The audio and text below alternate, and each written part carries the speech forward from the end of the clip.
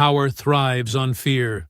And for years, the city had been ruled by men who knew how to wield it. No one dared to challenge them, because those who did never got the chance to regret it. So when Isaiah and Naomi Carter walked through their streets, heads held high, unafraid, it was taken as an insult. They were supposed to lower their gaze, supposed to know their place, but they didn't. And that alone was enough to make them targets. The gang saw them as easy prey, outsiders, alone, outnumbered, weak. A few threats, maybe a little violence. They'd send the right message. It had always worked before. They didn't realize, they couldn't have known, was that Isaiah, a former Special Forces operative, and Naomi, an ex-military intelligence officer, had spent years dismantling violent networks, eliminating threats, and surviving battlefields far worse than this. They had fought in war zones where the stakes were life and death, had taken down organizations more ruthless and more disciplined than this gang could ever hope to be. The mistake was theirs. The consequences would be brutal, because by the time they understood what they were up against, their entire empire would already be collapsing around them.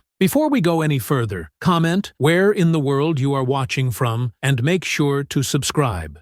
The city hadn't changed, just the people in it. Isaiah Carter stepped out of the cab, taking a slow breath as the heat of the pavement hit him. The familiar scent of street food, motor oil, and distant cigarette smoke filled the air. It should have felt like home.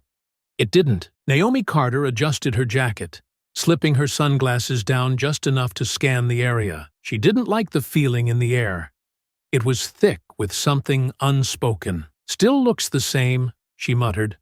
"But it doesn't feel right." Isaiah didn't respond. He didn't need to. He felt it too. The streets were quieter than he remembered. Conversations cut short when they walked by. People moved a little faster, heads down. And then there were the ones who didn't look away at all. Across the street, 3 men leaned against a tagged-up brick wall, watching them with too much interest. Isaiah knew that look. It wasn't the usual territorial glare of gang members marking their turf. It was deeper, heavier, the kind of look that weighed what a person was worth before deciding if they belonged. One of them, a heavy-set guy with a shaved head and mean eyes, nudged his friend and whispered something. The second, a blonde with a scar along his jaw, smirked and nodded. They weren't being subtle. Isaiah and Naomi weren't just outsiders to them. They were something worse. Mr. Thompson, an old barbershop owner, was sweeping his front stoop when he saw them. His grip on the broom tightened. He glanced at the 3 watching men, then back at the Carters, shaking his head before walking toward them fast. "You 2 need to leave. Now."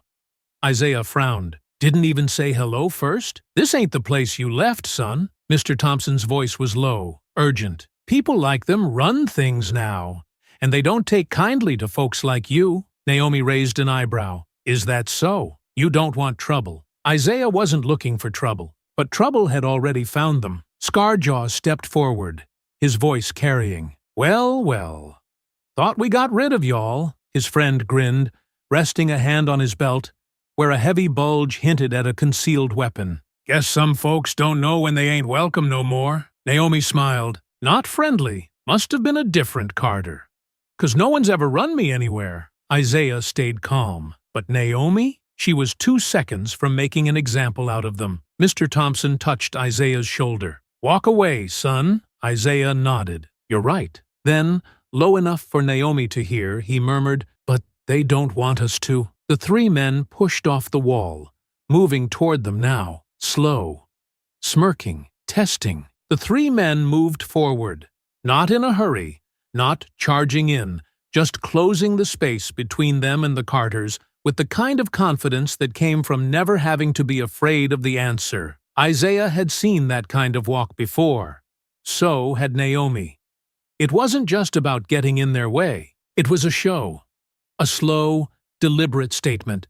"You don't belong here, and we want you to know it." Naomi adjusted her jacket, shifting her weight slightly, already reading them. Not nervous, not worried, just watching. The blonde one spoke first, smiling like he already knew where this was going. "Well, well," he said, his voice carrying that easy kind of drawl people used when they thought they were in control. "What do we have here?" His thick-set friend chuckled, shaking his head. "Thought we cleaned this place up." His grin widened as he looked at them both, like he was letting them in on a joke. Guess some things still slip through the cracks. Isaiah didn't react, didn't shift, didn't even blink. Naomi smiled, just enough to be noticeable. "And what exactly is that supposed to mean?" she asked. Blondie's smirk grew, his shoulders dropping slightly, relaxing, like this was already decided. "Just sayin'," he said, pretending to be polite, pretending it wasn't meant as an insult. "We don't see your kind walking through here much anymore." Isaiah kept his face blank.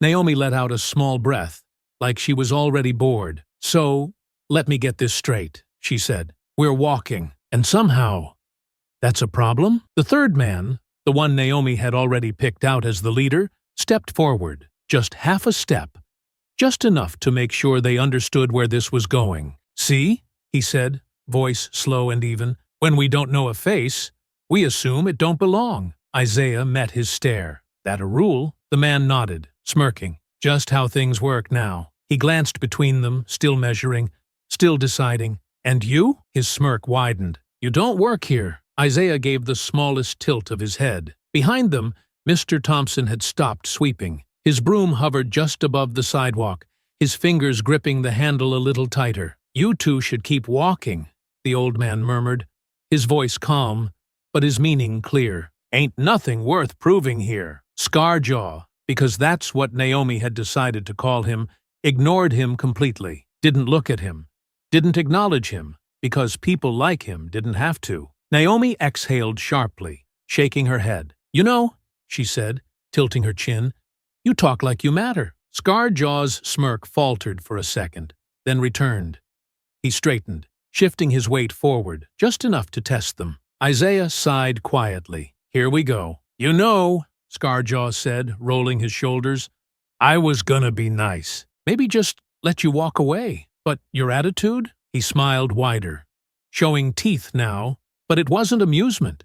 It was something else. "That's gonna cost you." Naomi tilted her head. "Let me guess. Now, you're gonna try and make a point?" Scarjaw's grin widened. "Nah," he said, taking another step forward. "Now we're gonna teach one." Isaiah didn't move, didn't flinch, didn't even tense. Naomi barely sighed, already unimpressed. Then, Mr. Thompson slammed his broom against the sidewalk. The sharp crack echoed through the air, and for the first time, Scarjaw and his men flinched. Mr. Thompson didn't wait for them to recover. He stepped forward, planting the broom in front of him, his gaze heavy and unwavering. "You done?" Scarjaw blinked. "What?" "I said, you done?" "Mister." Thompson tapped the broom against the pavement again. "Far as I can see, you're standing in front of my shop, talking like you run something. But you don't." Scarjaw clenched his jaw, exhaling hard through his nose.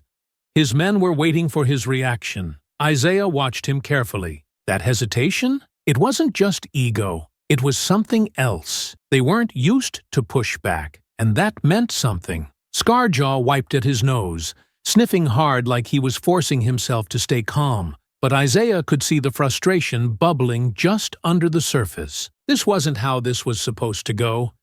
He had walked into this expecting an easy win, a few smug words, some intimidation, and two nobodies backing down like everyone else did. But Isaiah and Naomi weren't backing down. Blondie rubbed at his jaw, his smirk long gone, and the big one shifted his weight from foot to foot, his fingers flexing like he was waiting for an excuse to start swinging. Scarjaw exhaled sharply, shaking his head. "You should have just walked." Isaiah stayed still, voice calm. "Still can." Scarjaw let out a sharp, humorless laugh. "Yeah, see, that ain't how this works." He gestured vaguely toward them. "You show up, act like you don't hear what's being said, act like this ain't already decided. That's disrespect." Naomi crossed her arms, tilting her head slightly. "Maybe if you had something worth respecting." Scarjaw's face darkened, his jaw clenched, nostrils flaring, that last sliver of patience snapping. A muscle in the big one's jaw twitched, and Blondie shifted again, agitated, restless. You got a real smart mouth, you know that? Scarjaw muttered. Naomi smiled, slow and taunting. People keep telling me that. Scarjaw rolled his tongue against the inside of his cheek, eyes narrowing. You think this is funny? A little, she admitted. Scarjaw's fingers curled into fists, but he hadn't thrown the first punch yet. Not quite. Isaiah's gaze flicked past him, down the street, to the black sedan idling at the end of the block. The driver wasn't trying to hide the fact that he was watching. That meant something. Scarjaw followed his eyes, glancing over his shoulder at the car, then back at Isaiah, his expression shifting, something calculating flickering behind his anger. He wasn't just posturing anymore, he was deciding. Scarjaw ran a hand through his hair, exhaling hard. See? The thing about respect? He muttered. It ain't just about what you do. It's about what people see. And right now, he gestured around them at the storefronts, the few scattered bystanders watching from a distance, some from behind windows, silent witnesses to a brewing storm. People are seeing the wrong thing. Isaiah didn't blink. Sounds like a personal problem. Scarjaw grinned, but there was no humor in it. See? I can't just let this go, 'cause if I do, he clicked his tongue, glancing at his boys, then back to Isaiah. Then people start thinking it's okay to just walk through here like they own the place. Like we ain't built something here. Naomi snorted. Built what? A bunch of idiots standing around talking about respect? The big one shifted at that, his jaw tightening. Scarjaw's grin twitched. See? That right there?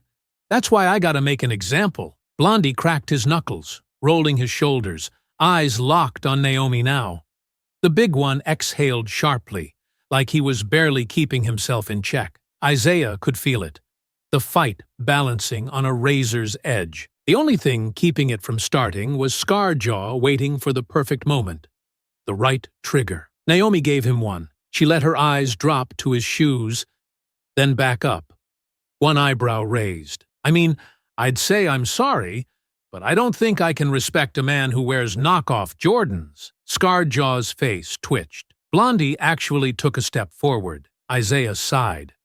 Naomi grinned wider. Oh, my mistake. That's why you're mad. Scarjaw's fingers flexed again, but this time he didn't stop himself. He reached forward fast, grabbing the front of Isaiah's shirt, yanking him forward, and Isaiah let him.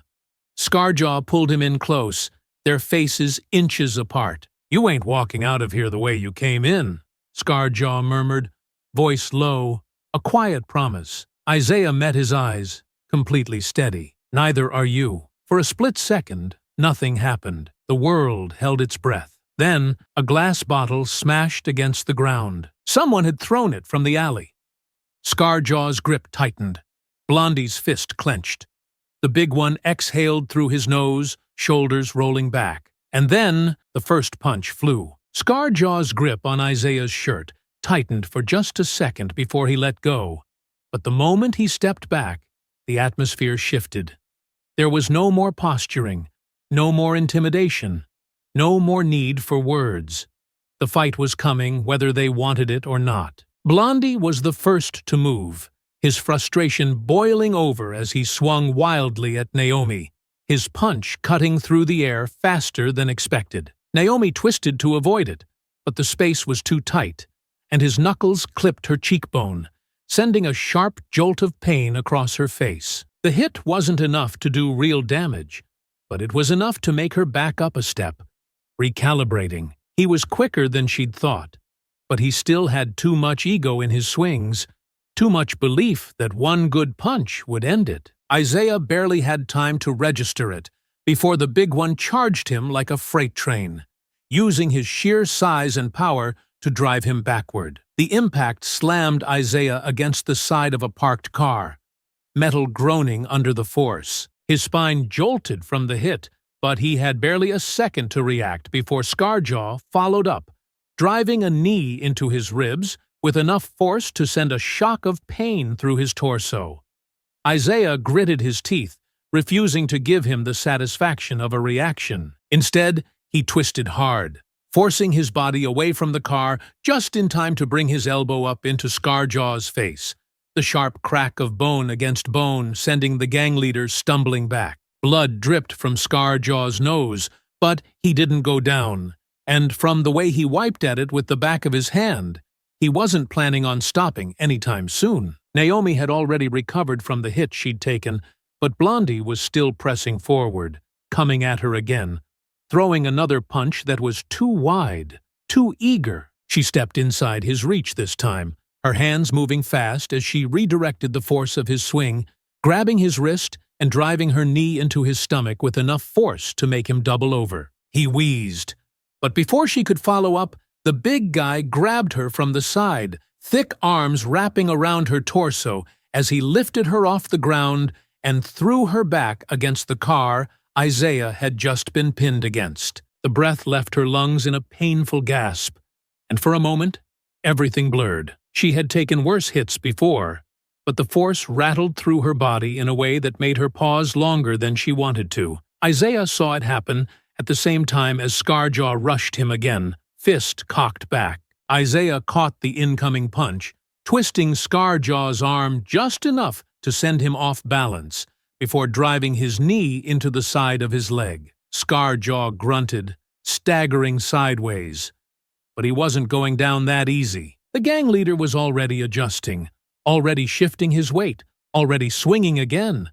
But Isaiah was faster, dodging to the side as Scarjaw's knuckles skimmed his jaw. Naomi didn't stay down long. She twisted her body the second she felt her feet hit the pavement again, breaking the big man's grip just enough to give herself space to move. He tried to grab her again, but she was already shifting, her heel driving down against his knee with enough force to make him stumble. That gave her just enough time to slam the back of her head into his face, a sharp burst of pain flaring at the base of her skull. But she heard the grunt of pain from behind her and felt his grip weaken entirely. Isaiah barely had time to process that before Scarjaw came at him again, his movements sloppier now, more aggressive, less controlled. He threw a jab aimed for Isaiah's ribs, testing, seeing if the earlier hit had slowed him down, but Isaiah caught the motion fast, dodging just enough to counter with a sharp right hook to Scarjaw's jaw. The gang leader gritted his teeth, taking the hit, but refusing to stumble this time. He spat blood onto the pavement, his breathing heavier now, but there was still too much energy in his stance, too much pride keeping him upright. The sound of footsteps behind them was the only warning before more figures emerged from the alley. 4 more gang members stepping forward, each one moving with the confidence of men who knew they had the numbers now. Isaiah didn't turn to face them, but he felt Naomi shift beside him, knew she had already counted the new arrivals, already weighed their odds. Scarjaw wiped the blood from his mouth, his grin still there, but darker now. "You two really should have walked," Naomi exhaled, stretching out her shoulders, rolling her neck like she was getting ready for a workout. "I don't know. I kind of like it here." One of the newcomers rushed at her first, fast and reckless, throwing a kick aimed at her ribs. Naomi reacted instantly, her reflexes taking over as she caught his leg mid-air, twisting his foot to the side with just enough force to send him sprawling onto the pavement. His body hit the ground with a thud, but she was already turning before he had even fully landed, already preparing for the next attack. Isaiah wasn't as lucky.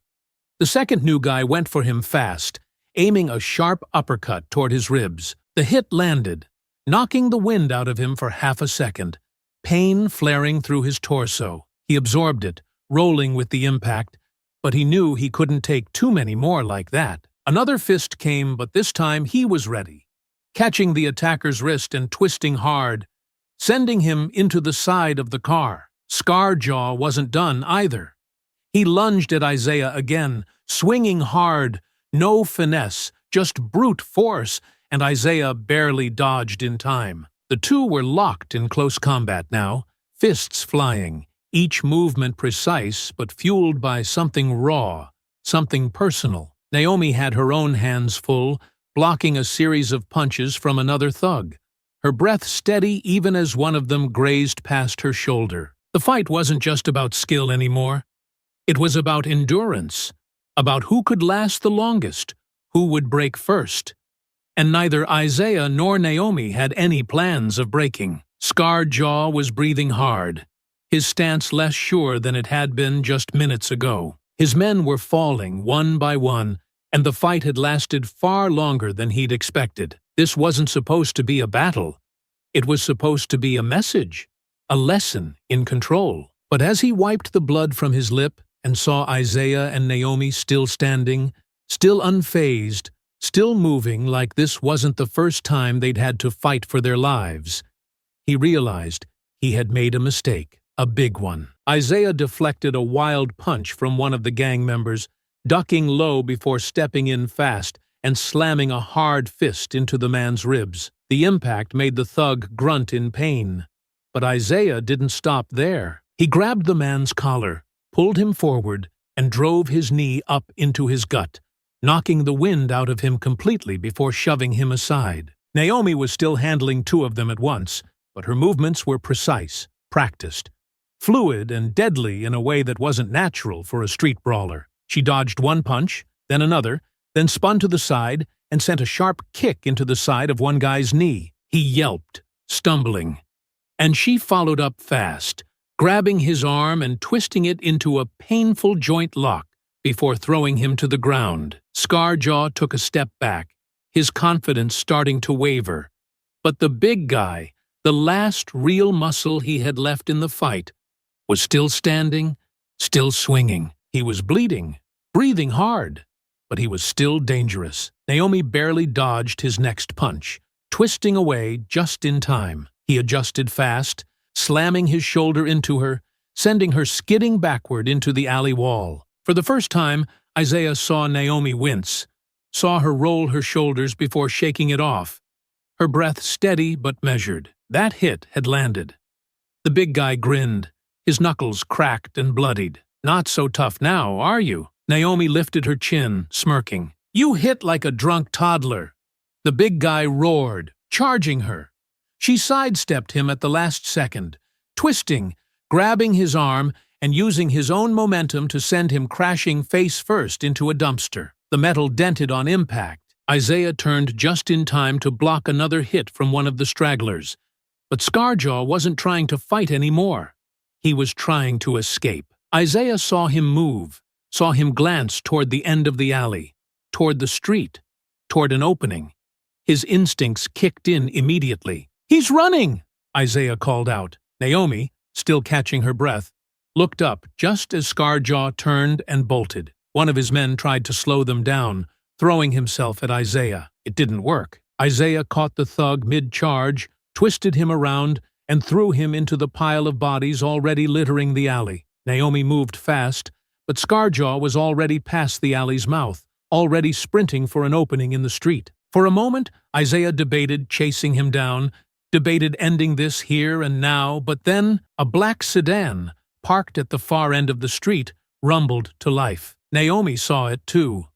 Scarred Jaw ran toward it, waving his arms frantically, and the car peeled forward, tires screeching against the pavement. Scarred Jaw barely had time to yank open the door before diving inside, the car accelerating the second he was in, speeding off into the night. Isaiah and Naomi slowed, watching it go, breathing hard. Naomi wiped the back of her hand across her mouth, smearing away a small streak of blood from where she'd taken a hit earlier. "So much for finishing the lesson." Isaiah exhaled through his nose, rolling his shoulders. "We weren't the ones that needed it." Behind them, the alley was filled with groaning, barely moving gang members, the ones who hadn't managed to escape or weren't in any condition to run. Blondie was on his hands and knees, coughing, his face smeared with sweat and dirt. The big guy was still slumped against the dumpster, one hand clutching his ribs. The rest were either unconscious or too hurt to stand. Isaiah glanced at Naomi, his voice quieter now. "That car." She nodded. "Yeah, I saw it. It wasn't a coincidence. Someone had been watching, and they'd come for Scarred Jaw when they realized the fight was lost." Naomi let out a slow breath. "So, Either he's got some real generous friends, or he just ran to someone a hell of a lot worse than him. Isaiah finished. Neither of them liked the second option. The sound of sirens wailed faintly in the distance, still far but getting closer. The fight had been loud. Someone had called it in. Naomi tilted her head toward the street. We should go. Isaiah didn't argue. They left the alley behind, stepping out into the dim glow of the streetlights, the weight of the fight still settling into their bones. Their ribs ached, their muscles sore, but that wasn't what was bothering Isaiah. It was the fact that Scarjaw had been running to someone, and whoever that someone was, they had just noticed Isaiah and Naomi Carter. The alley was behind them, but the fight hadn't left their bodies yet. Isaiah could still feel the ache in his ribs where Scarjaw's knee had landed, and Naomi had a thin cut on her cheek, where Blondie's knuckles had grazed her skin. They didn't speak for the first few minutes, their footsteps echoing in the dimly lit streets, both of them processing, thinking, calculating the next move. Scarjaw had gotten away. That meant he was going to regroup, going to warn whoever was pulling the strings, and that meant Naomi wasn't about to waste any time. She pulled out her phone, her fingers moving fast across the screen. Isaiah didn't have to ask what she was doing. He already knew. You got something? He asked as they turned a corner, keeping a steady pace, but moving with purpose. Not yet, Naomi muttered, her focus locked on her screen. But I will. Isaiah exhaled, rolling his shoulders. We don't even know what we're looking for. Naomi stopped walking, tucking her phone away as she turned to face him. Yes, we do. She lifted a finger, counting off. 1. Scarjaw was running, not fighting. That means someone higher up is calling the shots, and he was more scared of them than us. She held up another finger. 2. That black sedan wasn't just parked there by accident. Someone was watching, waiting, and when things went bad, they came to pick up their guy. Isaiah nodded. So, we start with the car. Exactly. Naomi pulled out her phone again and started dialing. And I know just the person to help us find it. Isaiah smirked slightly. We're calling cops now? Not cops. Naomi lifted the phone to her ear.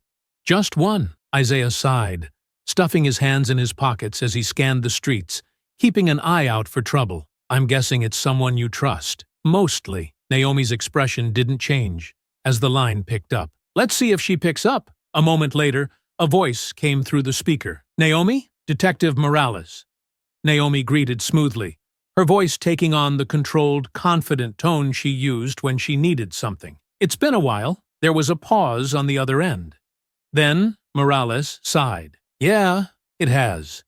And I'm guessing you're not calling just to catch up. Naomi grinned slightly.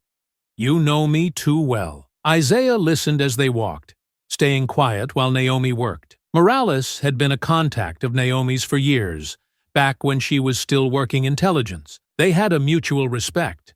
Morales was one of the few clean cops left in a department riddled with corruption, and Naomi had helped her out more than once when she needed off-the-record intel. But Naomi didn't call in favors lightly. Morales knew that. Go ahead, Morales said after a brief pause. What's going on? Naomi didn't waste time. I need a plate run. Black sedan, tinted windows, picked up a gang leader named Scarjaw after a fight about 20 minutes ago. Morales groaned. Why does it not surprise me that you're in the middle of something violent? It wasn't my fault this time, Naomi said, completely serious. Isaiah snorted quietly. Morales sighed. All right, I can't promise much.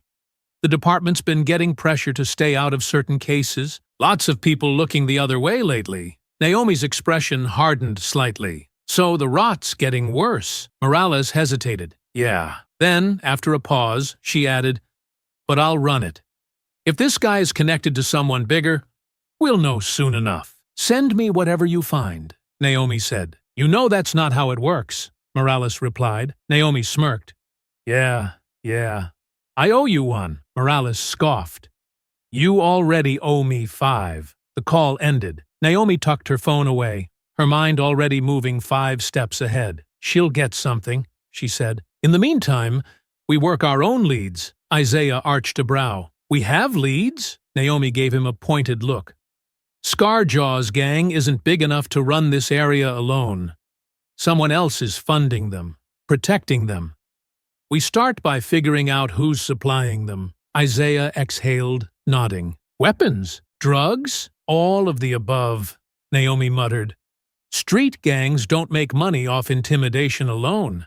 Someone is putting resources into this, and that means there's a paper trail. Isaiah smirked. And you're going to find it. Naomi didn't even hesitate. Damn right I am. The two kept moving, disappearing into the night as the city hummed around them. They didn't know who they were up against yet, but by the time Naomi was done, they would. The intel came faster than Naomi had expected, but it wasn't good news. Detective Morales called back within an hour. Her tone clipped, her words carrying the edge of someone who wasn't thrilled about what she'd uncovered. The plate came back clean, like I expected. No hits in the system. Either it's a ghost car or someone scrubbing records. Naomi leaned against the wall of the dimly lit safe house she and Isaiah had rented for the night, a slight frown pulling at her lips. Which means this Scarjaw guy's got backing from someone who knows how to stay invisible. That's not all, Morales added. I dug a little deeper into the gang itself, and there's chatter. Your friend Scarjaw is small-time compared to who he's working for. Word is, there's someone higher up, a guy running the show, keeping things clean, making sure nothing ties back to him. Naomi's grip on the phone tightened. You got a name? Morales hesitated. Not exactly. Nobody's saying it outright.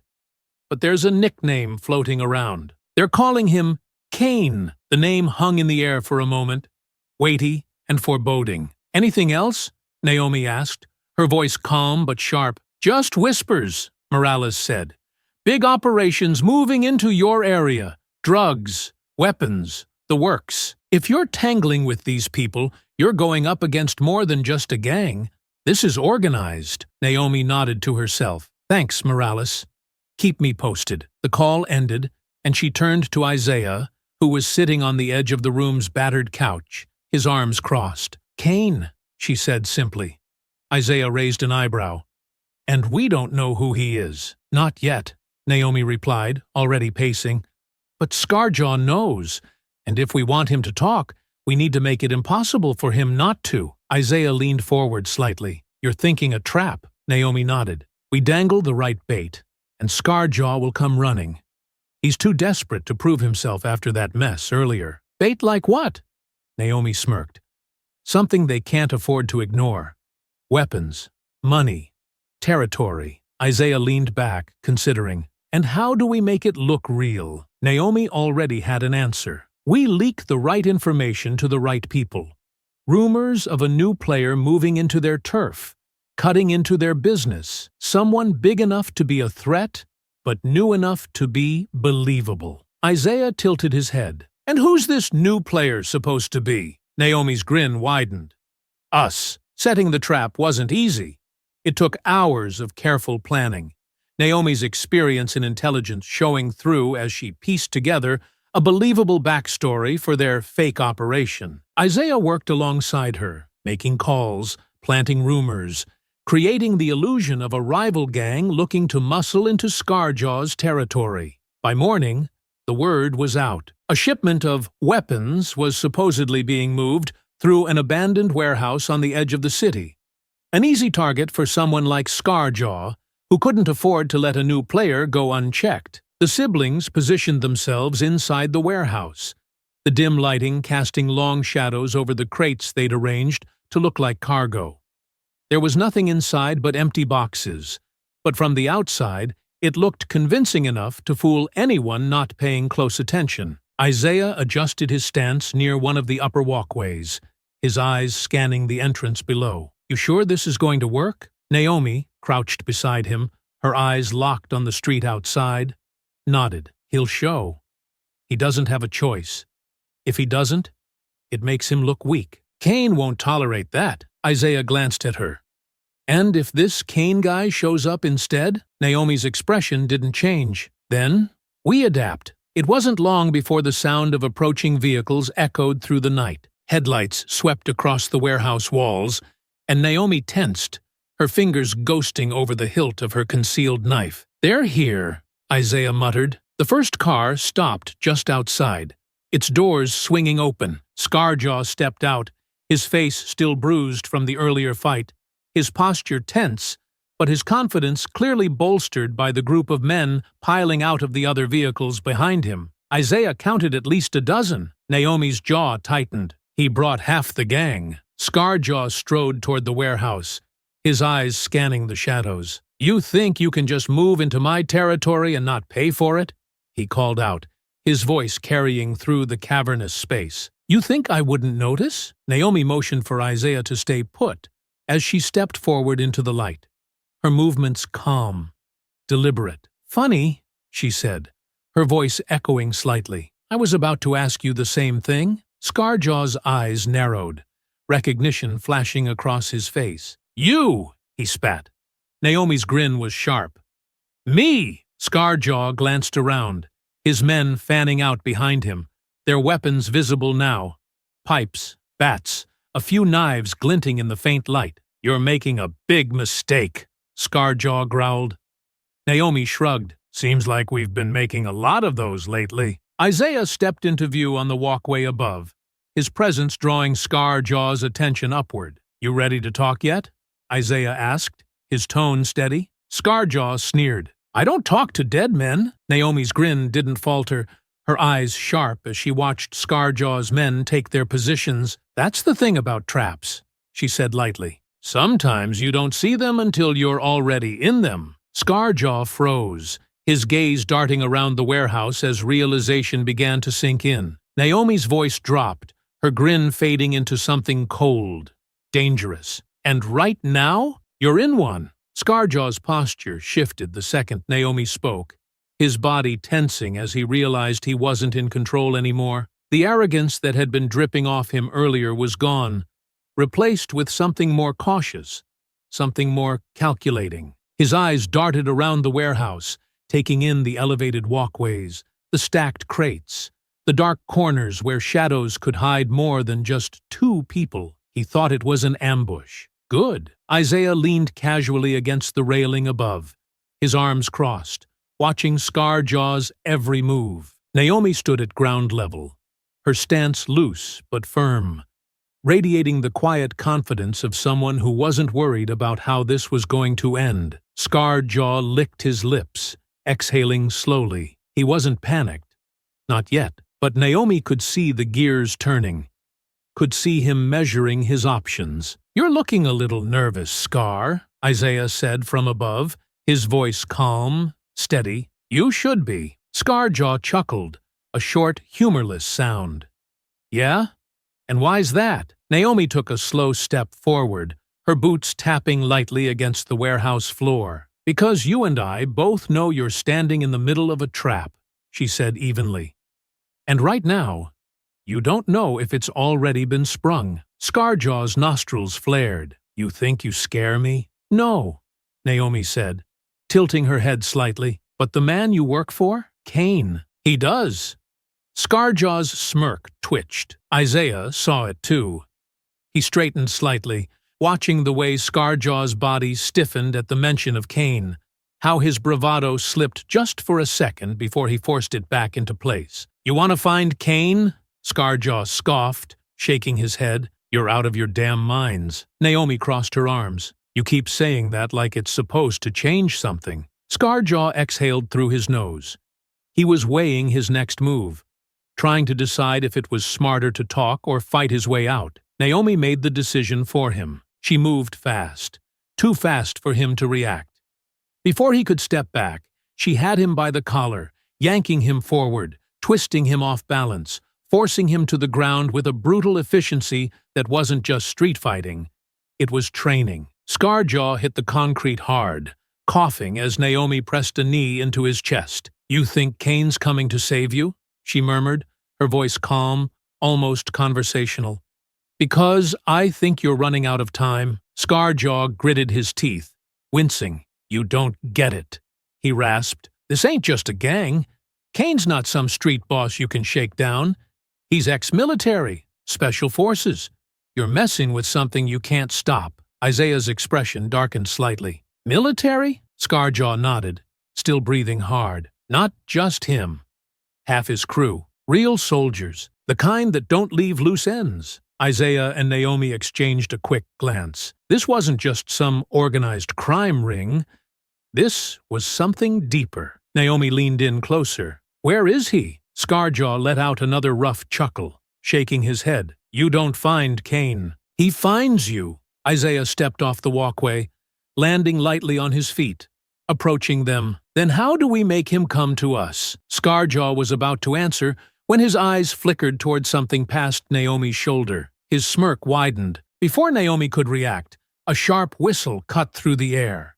She barely had time to register it before a crate came crashing down from above, shattering on impact just feet from where she knelt over Scarjaw. Isaiah saw the movement from the upper level, a figure slipping back into the shadows after kicking the crate loose. Scarjaw took the opening.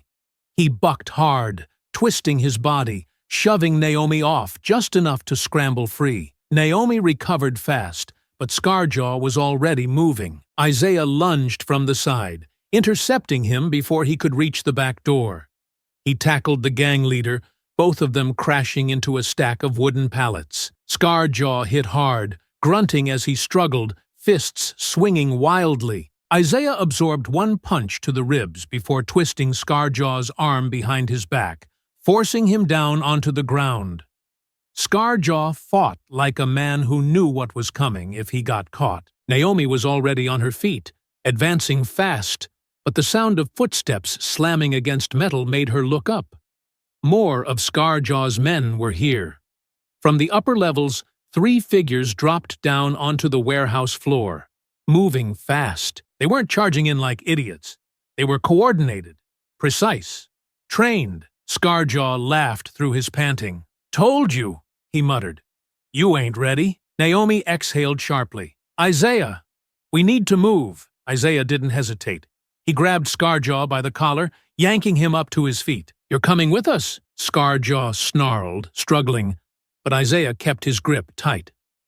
Naomi turned just as the first attacker reached her. She sidestepped the incoming punch, caught his wrist, twisted hard, and drove a sharp knee into his ribs. He gasped, stumbling, and she finished him with a brutal forearm strike to the back of the head. The second man was on Isaiah, swinging hard. Isaiah blocked high, absorbed the next hit to his side, then drove his elbow into the guy's throat. The attacker choked, backing off. Scarjaw saw his opening. He slammed his heel down onto Isaiah's foot, twisted out of his grip, and bolted. Naomi cursed, already chasing after him.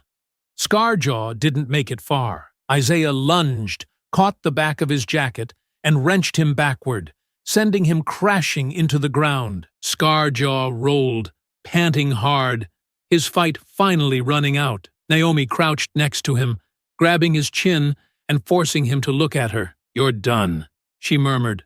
Start talking. Scarjaw let out a slow, bitter breath, his bravado finally cracking. You want Cain? He muttered. I'll tell you where to start. Isaiah and Naomi exchanged a glance, knowing this wasn't just a lead. This was the beginning of something bigger than either of them had expected. Scarjaw sat slumped against the cold concrete, his breathing heavy, his shoulders rising and falling as he fought to recover from the beating he had taken. The arrogant sneer he had worn earlier was gone, replaced with something more raw, something closer to resignation. He wasn't stupid. He had fought hard, made his escape attempts. But now he knew he wasn't walking out of this unless they let him. Isaiah crouched down in front of him, wiping a streak of blood from his own lip, his knuckles still raw from the fight. Start talking, he said, his voice low and even. Where do we find Cain? Scarjaw exhaled sharply, his head lolling back against the wall. You think it's that easy? His voice was hoarse, tired, but still edged with something sharp. Cain doesn't just sit around waiting for people like you to come knocking. He's got layers, walls. He's 10 steps ahead of you already. Naomi folded her arms, standing beside Isaiah, watching Scarjaw closely. You're still talking like you have choices, she said. You don't. Cain sent people to clean up his mess, and guess what? They failed. That means you're a liability. That means you're already dead to him. Scarjaw's jaw clenched. He knew she was right.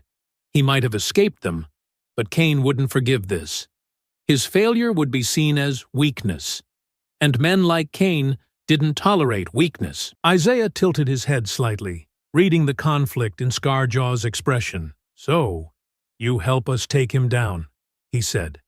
"And maybe you live long enough to see tomorrow." Scarjaw let out a dry, humorless chuckle. "You don't get it," he muttered. "You're already in the crosshairs. It's not just Cain. He's got people in places you don't even know exist. You think this is just about the streets? It's bigger than that. Cain's been building something." Naomi narrowed her eyes. "Building what?" Scarjaw hesitated. Isaiah grabbed him by the front of his shirt, yanking him forward just enough to drive the point home. "We're not asking twice." Scarjaw swallowed hard, his pulse hammering against the side of his neck. Finally, he let out a slow breath. "There's a warehouse," he muttered. "Not the usual street-level operation. This one's different. Big shipments, private security. They don't let just anyone inside." Naomi's mind was already working. "And what's inside?" Scarjaw shook his head. "I don't know everything. I don't ask questions I don't want the answers to. But whatever Cain's moving through there, it's not just drugs or weapons. It's bigger, more important. And if you show up, you'll get more than just his attention." Isaiah's grip tightened. "Where?" Scarjaw hesitated, then muttered an address. Naomi committed it to memory instantly, her instincts telling her this was the lead they needed. If Cain had something big running through that location, then that meant he wouldn't expect an attack there. Isaiah shoved Scarjaw back against the wall and stood. "Smartest thing you've said all night." Scarjaw rubbed at his wrist, his expression shifting, his eyes scanning the room again. Naomi recognized the look. He was planning something. She didn't give him the chance. Before he could try another escape move, she drove her fist into his gut, hard enough to knock the wind out of him. Scarjaw doubled over, wheezing. "Yeah," she muttered. "That's what I thought." Isaiah nodded toward the exit. "We should move before his people start looking again." Naomi agreed. Scarjaw had given them what they needed, and now he was dead weight. Keeping him would slow them down. She leaned down slightly, her voice cold. "If I were you, I'd find a hole and stay in it. Because if Cain's looking for you, you won't last the night." Scarjaw said nothing, just clenched his jaw, his breathing still labored. Naomi and Isaiah stepped out of the warehouse and into the street, the cold air hitting them like a shock to the system. Isaiah rolled his shoulders. "That address. You thinking what I'm thinking?" Naomi exhaled. "Yeah, we hit it fast, hard, before Cain knows we're coming." But even as she said it, her gut told her something else. Cain wasn't just some criminal running an operation. He was former military. That meant he planned ahead. And if Scarjaw was right, then Cain had already set his next move in motion. They were halfway to the safe house when the first explosion hit. The shock wave ripped through the air, a deep, concussive boom that sent a fiery glow washing over the buildings down the block. Isaiah and Naomi instinctively ducked behind cover, shielding themselves from the heat as the blast tore through the night. Smoke and debris filled the air, and Naomi's ears rang from the force of the detonation. Isaiah lifted his head, staring toward the burning wreckage in the distance. His expression darkened. That was the warehouse. Naomi clenched her jaw, already knowing the truth before she even spoke. Cain had wiped it. All the evidence, the shipments, the operation, gone. Scarjaw had barely finished talking, and already Cain was cleaning up. Naomi exhaled sharply, her mind racing. He knew. Isaiah nodded grimly. And now he knows about us. They had barely started their war with Cain, and he had just fired the first real shot. The glow of the explosion still burned against the night sky,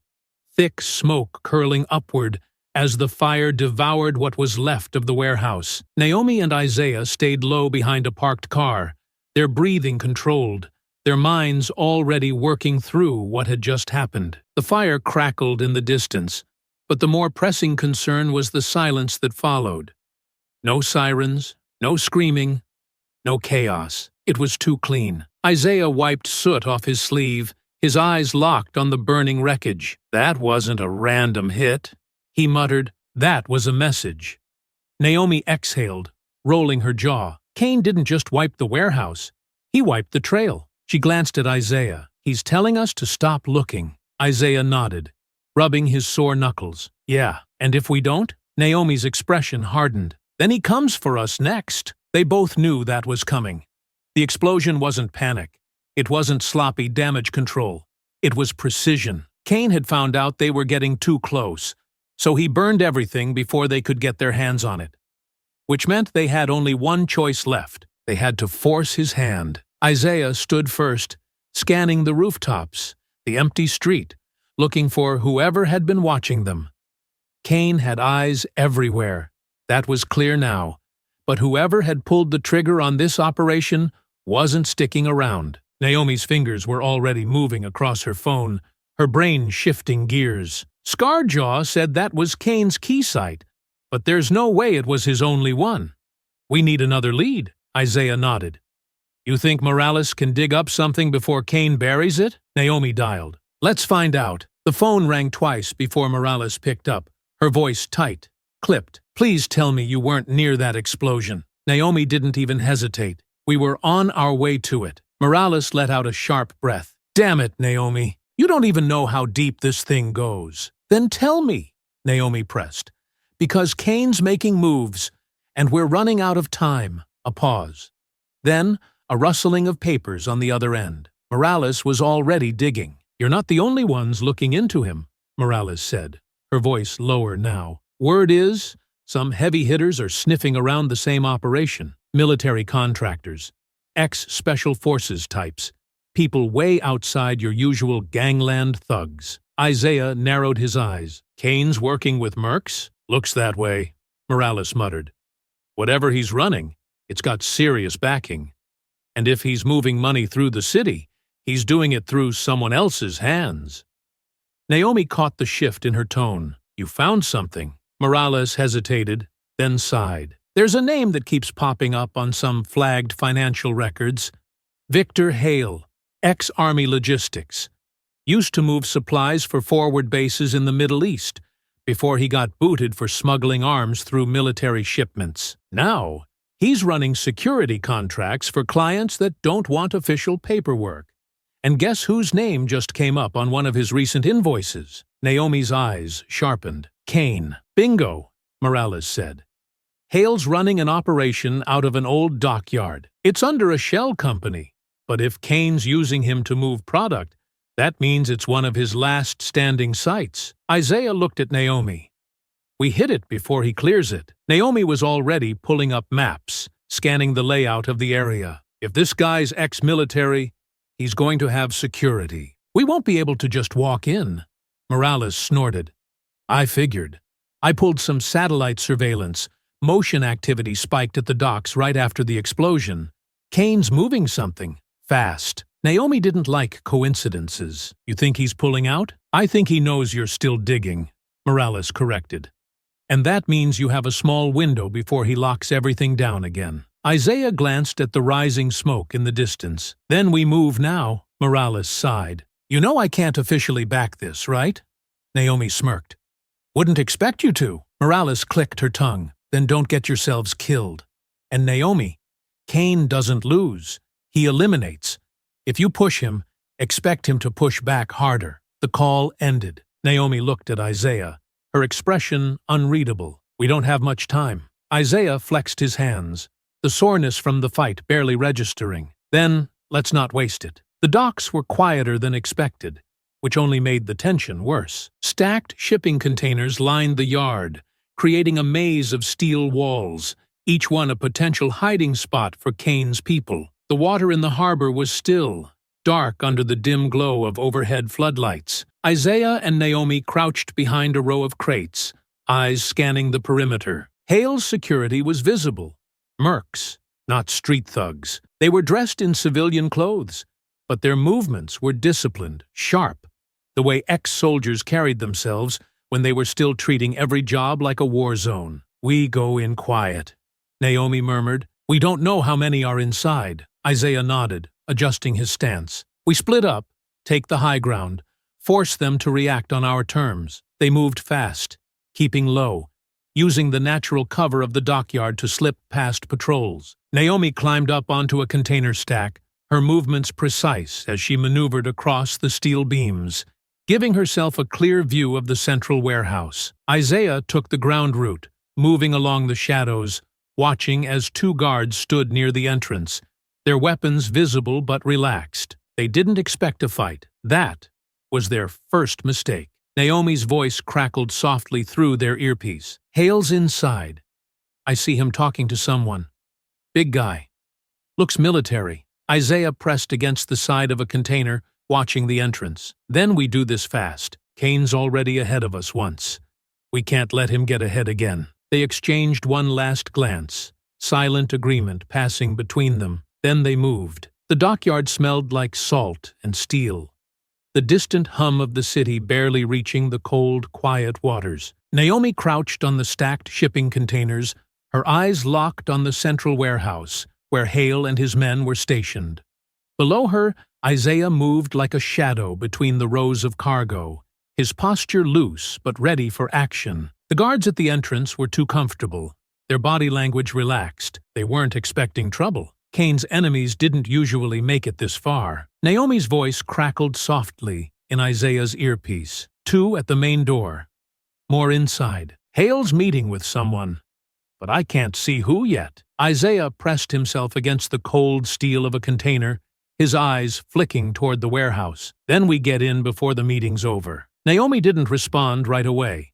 She was already moving. She climbed higher, her movements controlled and deliberate, reaching the top of the nearest container stack to get a better vantage point. From up here, she could see the dockyard stretching out beneath her.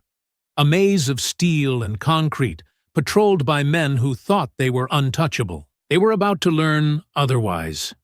Isaiah took a slow breath, rolling his shoulders before moving in.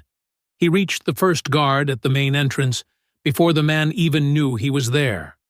One sharp step, a hand around the guy's mouth, a swift, efficient strike to the pressure point beneath his ear. The guard dropped silently. The second man barely had time to react before Isaiah grabbed him by the collar, drove a knee into his stomach, and slammed him against the container. His body hit the steel with a dull thud, and Isaiah held him there just long enough to ensure he wasn't getting back up. Naomi watched from above, her lips curving slightly. Smooth, she moved quickly across the beams, positioning herself near a skylight. From here, she could see inside, and she didn't like what she saw. Hale was in the center of the room, talking to someone she didn't recognize. A man built like a soldier, his posture rigid, his movements precise. Not street muscle. Something was off. She tapped her earpiece. "Hale's got company. This guy's different. Could be ex-military." Isaiah glanced toward the warehouse entrance. "Then we play it smart." They moved in tandem, Naomi keeping watch from above, while Isaiah pushed deeper inside. The warehouse smelled like oil and metal, the dim lighting casting long shadows across the floor. Stacks of crates were scattered throughout the space, some sealed, some partially open. Naomi spotted weapons, tactical gear, crates marked with military insignia. This wasn't just a gang operation, this was something else. Isaiah crept through the maze of cargo, his footsteps silent. He could hear Hale's voice now, rough and edged with frustration. "Not my problem if you're losing shipments. That's on you," Hale was saying. The other man, the soldier, spoke calmly. "You don't seem to understand. Kane doesn't tolerate mistakes. If you can't secure your end, he'll find someone else who can." Hale stiffened. "You threatening me?" Naomi tensed slightly. This was it. Isaiah positioned himself closer, behind a stack of crates, waiting for the right moment. The soldier continued, unbothered. "I don't need to threaten you. Kane already gave his orders. You're either useful to the operation, or you're disposable." Hale's expression shifted. He understood what that meant. Naomi exhaled slowly. "They're about to take Hale off the board." Isaiah nodded to himself. "Then let's make sure they don't." They moved. Naomi dropped first, landing with perfect precision between the stacks of crates, her presence a sudden disruption that made every head snap toward her. Hale barely had time to react before Isaiah stepped out from behind the cargo, his stance low, ready. The soldier's eyes narrowed. He knew instantly that they weren't amateurs. Hale, however, looked angry. "Who the hell are you?" Naomi smirked slightly. "The people saving your life." And then the fight erupted. The soldier was fast. Too fast to be just another merc. He moved with purpose, training, closing the gap between himself and Isaiah in an instant. His first strike was sharp, precise, aimed to disable. Isaiah blocked, shifted, countered with a brutal elbow to the ribs. The soldier absorbed the hit, barely flinching, and came back with a knee toward Isaiah's stomach. Naomi had her own problem. Hale's security detail reacted instantly, two of them rushing her at once. She ducked the first wild swing, pivoted, and drove a sharp heel into the side of the second man's knee. He dropped with a grunt, clutching his leg. The first one came again, swinging harder this time. Naomi caught his wrist, twisted, and drove an elbow into his throat. He staggered back, gasping for air. Isaiah and the soldier were still locked in, their fight more controlled, more dangerous. This wasn't street brawling. This was trained combat. Isaiah shifted, dodged a strike aimed at his temple, then swept the soldier's legs out from under him. He hit the ground hard, rolling back to his feet instantly. Naomi saw the shift in the fight. The soldier wasn't rattled. He was testing Isaiah. Hale, meanwhile, had made the mistake of trying to run. Naomi caught him by the collar, slamming him back against the crates. "Not so fast," she muttered. The soldier took one last look at Isaiah, his eyes calculating, then made a sharp movement toward his belt. A signal flare. Naomi's eyes widened.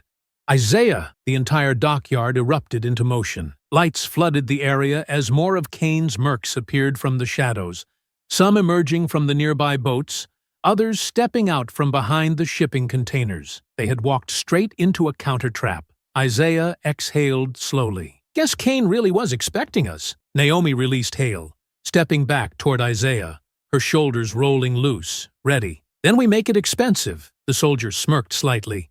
And then all hell broke loose. The dockyard erupted into chaos. The moment the soldier fired the flare, the shadows came alive.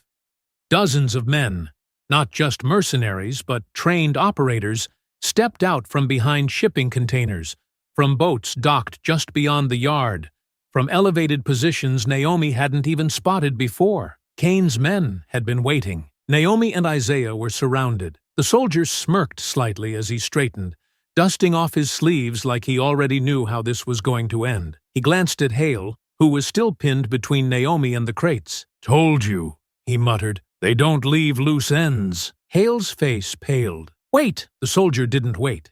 He struck fast, a single sharp blow to Hale's throat, sending the arms dealer crumpling to the ground. Hale gasped for air, clutching at his neck. But the soldier had already turned his attention back to Isaiah and Naomi. Isaiah tensed, shifting his stance as the mercenaries around them tightened the noose. "Looks like Kane sent the welcoming committee." Naomi exhaled slowly, her fingers flexing, scanning the faces around them. No way out, no cover. Too many weapons trained on them. The soldier tilted his head slightly, considering them. "You should have walked away." Naomi gave him a small, sharp grin. "Funny. I was about to say the same thing." And then they moved. Isaiah lunged first, closing the distance between him and the soldier before anyone could react. He drove a brutal knee into the man's ribs, followed by a sharp elbow to his jaw. The soldier absorbed the hit, staggering, but he was ready. He shifted, countering with a lightning-fast strike to Isaiah's side, forcing him to step back. At the same time, Naomi ducked under a wide swing from one of the mercenaries, twisted, and grabbed his wrist, using his own momentum to send him crashing into another man behind him. They both went down hard. The dockyard exploded into pure combat. Isaiah blocked a strike, countered, and drove a vicious punch into his attacker's ribs, feeling something crack under the force. He pivoted, dodging another blow, then caught a man's arm and wrenched it, flipping him onto the hard concrete. Naomi wasn't slowing down either. A merc grabbed for her, trying to lock her in place, but she shifted fast, slipping out of his grip before driving a sharp kick into the side of his knee. He howled in pain, dropping, and Naomi followed up with a savage elbow to the back of his head, knocking him out cold. The soldier recovered fast. He launched himself at Isaiah again, this time with more force, more intent. Isaiah barely dodged a brutal punch aimed for his throat, twisting to the side as the soldier came at him with pure speed and precision. They exchanged a rapid series of blows, their movements almost a blur. Trained fighters, each anticipating the other's next move. But Isaiah was faster. The soldier overextended for a split second, and Isaiah exploited it, stepping in and slamming his palm into the man's sternum, sending him staggering backward. Naomi ducked as another merc tried to grab her from behind, twisting in his grip and driving a sharp knee into his ribs, then finishing him with a quick, brutal strike to the side of his head. They were winning, but barely. The mercenaries were disciplined, not like the street-level thugs they'd fought before. These were operators, trained men who weren't just throwing wild punches. They moved with precision, cutting off escape angles, forcing Isaiah and Naomi toward a disadvantage. One of them got a hit in. A sharp strike landed against Isaiah's ribs, sending a jolt of pain through his torso.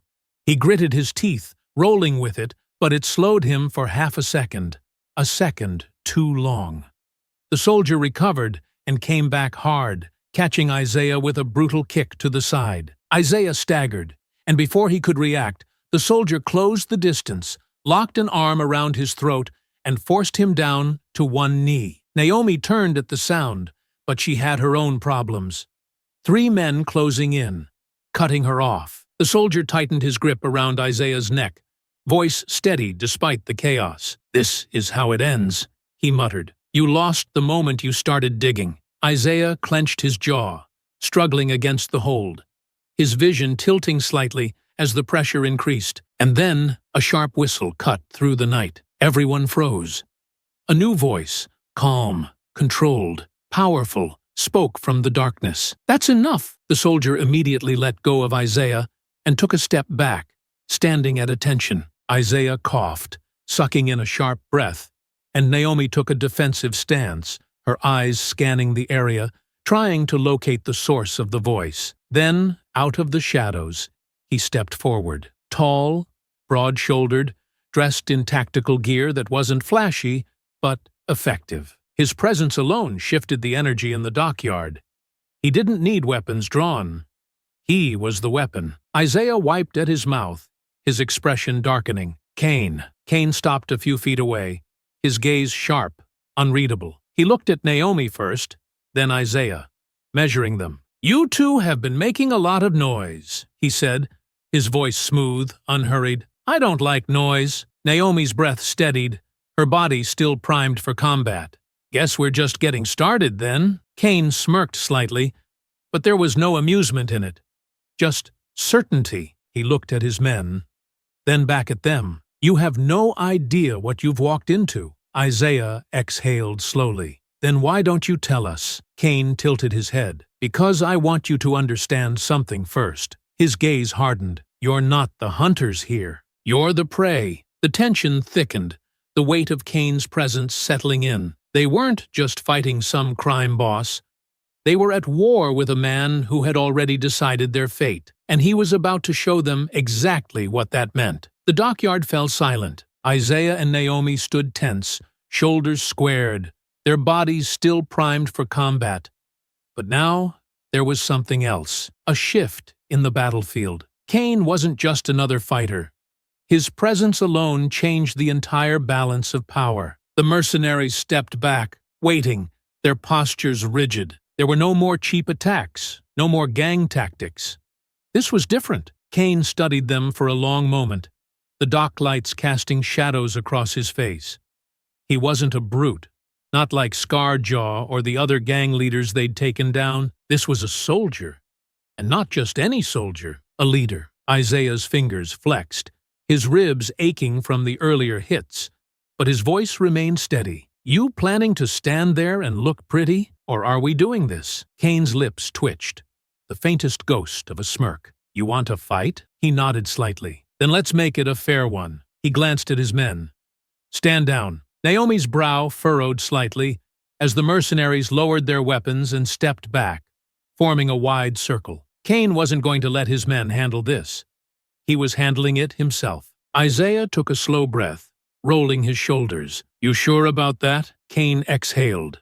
Calm, methodical. I don't need backup for this. And then he moved. Isaiah barely had time to react before Cain closed the distance between them in 2 sharp steps, his fist slamming into Isaiah's ribs with brutal precision. The hit sent a shock wave of pain through his body, but Isaiah absorbed it, twisting just enough to lessen the impact before countering with a sharp elbow toward Cain's jaw. Cain blocked, parried, and delivered a devastating kick to Isaiah's knee, forcing him to step back. Naomi saw the shift immediately.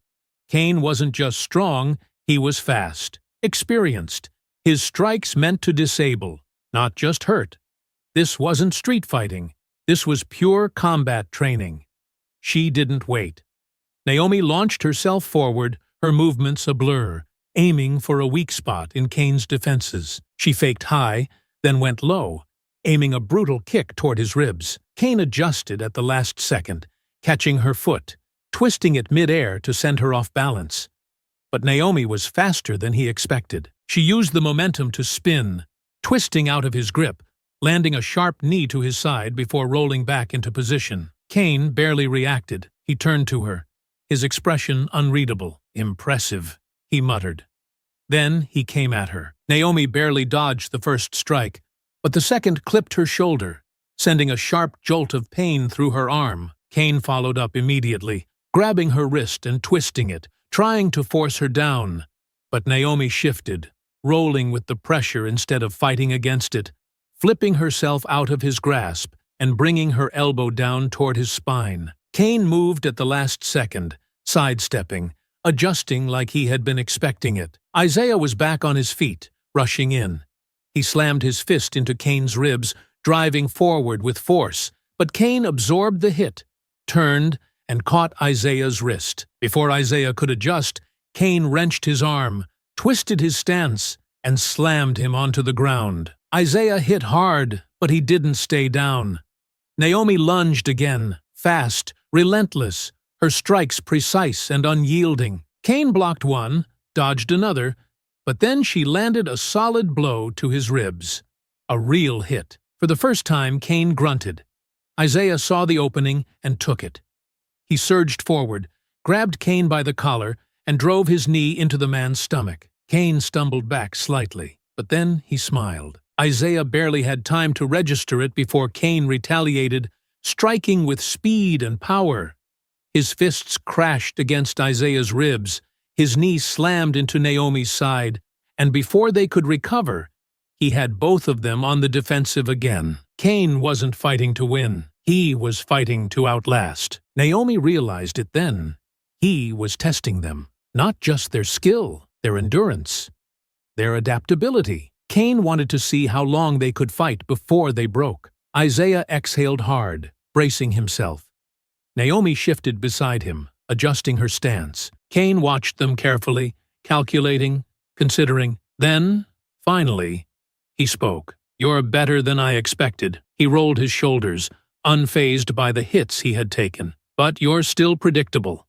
That's your weakness. Naomi wiped the sweat from her brow, her breathing measured. Predictable, she repeated, tilting her head. So you knew we were going to do this? Cain exhaled through his nose. I knew you'd come, but I didn't expect you to last this long. Isaiah smirked slightly, shaking out his sore wrist. Disappointed? Cain's gaze darkened. Not at all. It just means I need to stop holding back. Before either of them could react, Cain moved again, faster than before, more aggressive, more decisive. Isaiah blocked the first strike but missed the second. Naomi dodged a kick but got caught in a brutal grapple. And suddenly, they weren't fighting to win anymore. They were fighting to survive. The fight wasn't going their way. Isaiah and Naomi had fought skilled men before, but Cain was different. Every move he made was calculated, precise, not just an attack, but a setup for the next one. Isaiah's ribs ached from the last hit, but he adjusted, staying loose, keeping his breathing steady. Naomi mirrored him, circling from the other side. Cain hadn't slowed down at all. If anything, he looked more controlled than before. Isaiah feinted, throwing a quick jab toward Cain's shoulder before shifting low, aiming a sharp strike at his ribs. Cain caught his wrist mid-motion, twisted, and slammed a knee into his side. Isaiah gritted his teeth and forced himself to roll with the hit, breaking free before Cain could capitalize. Naomi followed up instantly, weaving into Cain's space, throwing sharp, rapid strikes. Cain parried fast, moving like he was reading her before she even made contact. She landed a solid hit to his ribs, but before she could follow up, he grabbed her wrist, turned, and flipped her over his shoulder. She hit the ground hard, but tucked her roll, springing back up before Cain could follow through. Isaiah saw the moment Cain's stance shifted. A tell most wouldn't catch. Cain wasn't fighting them anymore. He was studying them, and that's when the mercenaries moved in. Two came for Isaiah first, their strikes coordinated. He dodged a punch, caught the second attacker's arm, yanked him forward, and slammed an elbow into his face. The merc staggered, but the other one was already swinging. Isaiah turned, absorbing the hit to his shoulder, before retaliating with a brutal hook to the ribs. Naomi had her own hands full. One of the mercs grabbed her from behind, locking his arms around her in a tight hold. She snapped her head back, smashing his nose, then twisted, grabbing his wrist and flipping him over onto the ground. Another came at her, swinging fast. She ducked low, swept his legs, and followed up with a sharp kick to his ribs before moving on to the next one. For a moment, they were holding their ground. Then Cain's footwork shifted again. He closed the distance on Isaiah in 2 steps, feinting left before snapping a hard strike into his ribs. Isaiah barely blocked, but the force sent him stumbling. Cain followed up with a quick pivot, aiming a sharp elbow toward Isaiah's jaw. But Naomi intercepted, kicking his arm mid-motion, forcing him to adjust. Cain turned to her, his expression steady, not even winded. He swung low, aiming for her leg. Naomi hopped back just in time, but it gave Cain an opening. He surged forward, grabbed her collar, and drove her backward into a shipping container. The impact sent a sharp jolt through her spine, but she countered fast, driving a knee into his side and forcing him off her. Isaiah came in from behind, wrapping an arm around Cain's throat in a tight lock. For the first time, Cain tensed, but he didn't panic. Cain grabbed Isaiah's wrist, shifted his stance, and threw him over his shoulder in a brutal breakaway move. Isaiah hit the pavement hard, pain exploding through his back. Before he could recover, Cain planted a boot against his chest, pinning him. Naomi moved to intercept, but 3 mercs blocked her path. She dodged a punch, twisted under another, drove a sharp strike into one of their throats before shoving past them, but the delay was enough. Isaiah struggled against Cain's weight, but Cain didn't press down. He was holding him there, making a point. Then they all heard it. Sirens. The air shifted. The mercenaries hesitated. The sound grew louder. Dozens of engines closing in fast. Cain exhaled slowly. He glanced toward the dock entrance, where the blue and red glow of approaching vehicles flickered against the steel containers. Then, just like that, he stepped back. Isaiah sat up fast, still tense, still ready to fight. But Cain wasn't looking at him anymore. He was watching the approaching police response, his expression unreadable. Naomi wiped her mouth, glancing at Isaiah, then back at Cain. That's it? Cain's men had already started to retreat, moving like professionals. Fast, clean, no wasted movement. The fight was over, but not because they had won. Because Cain had chosen to end it. Isaiah pushed himself to his feet, breathing hard, watching as Cain turned away, giving one sharp signal to his remaining men. Within seconds, they were disappearing into the maze of containers, slipping away before the police fully arrived. Naomi watched them go, tension still coiled in her muscles. She hated this. Winning without winning. Isaiah rolled his shoulders, glancing at her. We chasing them? Naomi exhaled, running a hand through her hair. Not right now. The first police vehicles skidded into the dockyard, tires screeching against pavement, officers piling out, weapons raised. She turned her back on the flashing lights and started walking. Let's get out of here. Naomi and Isaiah moved quickly through the darkened back streets near the dockyard, their breathing steady despite the bruises settling deep in their muscles. The fight with Cain hadn't just been physical. It had been a warning. Cain hadn't tried to kill them. He had tested them. And when the sirens came, he had chosen to retreat, not out of fear, but because he had another move to make. Naomi wasn't going to let him make it. Isaiah pulled out his phone, checking messages as they slipped through an alleyway toward their safe house. Morales has been calling, he muttered. She's gonna be pissed we didn't stick around. Naomi didn't stop walking. She should be thanking us. Isaiah huffed. Yeah, because nearly getting killed at the docks was such a gift. Naomi shot him a look, but didn't argue. He wasn't wrong. They had been outnumbered, outmatched, and outplanned. And yet, Cain hadn't finished them off. That meant something. They reached the safe house, a rundown two-story building tucked between abandoned warehouses. Isaiah double-checked their surroundings before unlocking the door, stepping inside first. Naomi shut it behind them and immediately pulled out her laptop. Isaiah dropped onto the couch, stretching out his sore limbs. You're really gonna start working now? Naomi didn't answer. She was already typing. Isaiah sighed, running a hand over his face. You know, normal people sleep after almost getting their ribs caved in. Naomi glanced up briefly. Normal people aren't being hunted by an ex-Special Forces psychopath running a private army. Isaiah grunted, conceding the point. The screen flickered as Naomi pulled up everything they had on Cain. The problem was, it wasn't much. Cain was a ghost, and the few records that did exist had been scrubbed, altered, or buried under layers of fake identities. But Naomi had dealt with ghosts before. She cracked her knuckles and started working through the data, cross-referencing shipments, security firms, and black market dealings. Hale said Cain was moving something big.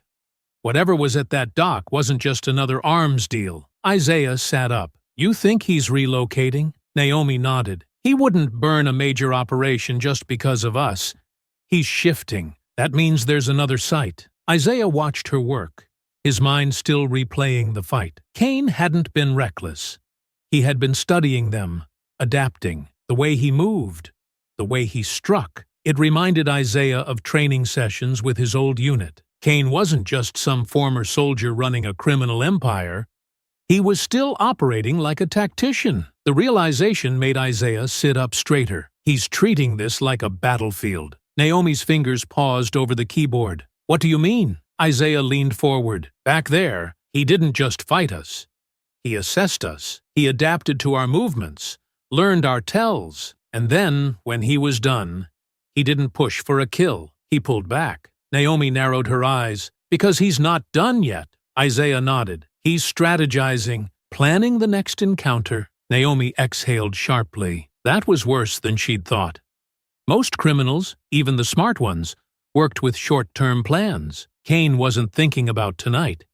He was thinking about the war. Her laptop dinged, breaking her thoughts. She glanced down and frowned. Isaiah saw her expression shift. What? Naomi tapped the screen.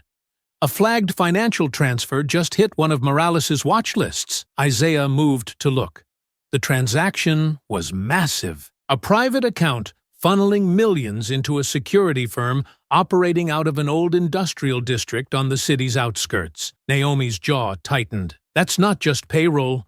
Isaiah's expression darkened. That's a war chest. Before they could discuss it further, Naomi's phone buzzed. She checked the screen. Morales. Naomi sighed and answered. You're calling too much. Starting to feel like a relationship. Morales wasn't in the mood. Shut up and listen. I just got a call from a confidential informant. Cain's people are on the move. He's regrouping. Naomi's fingers drummed against the table. Where? Morales hesitated. That's the problem. It's not a hideout. It's a meeting. Cain's setting up a sit-down with someone big. high clearance.